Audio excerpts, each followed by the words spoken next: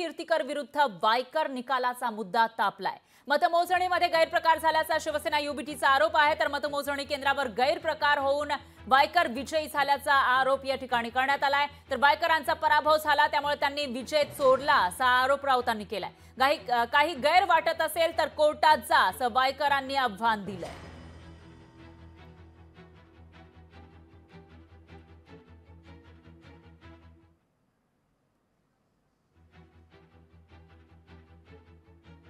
तर एकीकडे रवींद्र वायकर हे आपला विजय हा खरा असल्याचं बोलताना दिसत आहे, तर दुसरीकडे मात्र शिवसेना युबीटीकडे वारंवार शिवसेना युबीटीकडून आरोप केले जातात आणि त्याचबरोबर ज्यावेळेला मतमोजणी झालेली होती त्यामध्ये घोळ झाल्याचा आरोप केला जातोय। कोर्टात जाण्याचा इशाराही शिवसेना युबीटीकडून देण्यात आला आहे आणि त्याचबरोबर वायकरांचा विजय हा चोरलेला विजय असल्याचा हल्लाबोल राऊतांनी केलेला आहे। त्यामुळे अमोल कीर्तीकर विरुद्ध वायकर ही जी लढत झालेली होती लोकसभेमध्ये ती अजूनही संपलेली दिसत नाहीये, कारण अमोल कीर्तीकर यांना एका वेळी ते लीडवर होते, त्याचबरोबर आघाडीवर असताना त्यांना विजयी घोषित केल्याचं कळतंय। मात्र त्यातच बराच वेळ काही ज्या काउंटिंगच्या फेऱ्या होत्या त्या झाल्यानंतर वायकरांना विजयी करण्यात आलं होतं, त्यामुळे घोळ केल्याचा आरोप केला जातोय आणि त्या पार्श्वभूमीवर या ठिकाणी वातावरण तापल्याचं दिसतंय।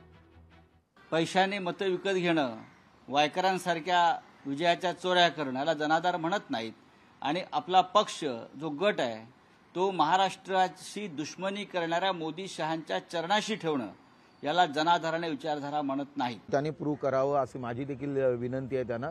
आणि कोर्टांमध्ये जाणार आहे, जायला काय लोकशाही आहे, लोकशाहीमध्ये कोणी कुठेही जाऊ शकतो। 5:51 वाजता जर 1 लाख मताच्या वर जास्त मोजणी बाकी आहे आणि तुम्ही जिंकला हे कसं काय देऊ शकता?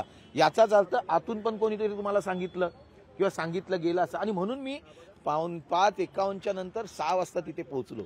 6 वाजता पोहोचल्यानंतर मी तिथे त्यांना विचारायला गेलो, मी आत गेलो त्यावेळेला की हे कसं काय चाललंय? बोलता आमची संपूर्ण प्रोसिजर चालू आहे, तुम्ही जाऊन बसा तिथे, आम्ही काही डिक्लेअर केलेलं नाही। मग हे कोणी डिक्लेअर केलं हे सर्व असं, हा देखील प्रश्न येतोय। लोकशाही मराठी ऐका, पहा, जागरूक रहा।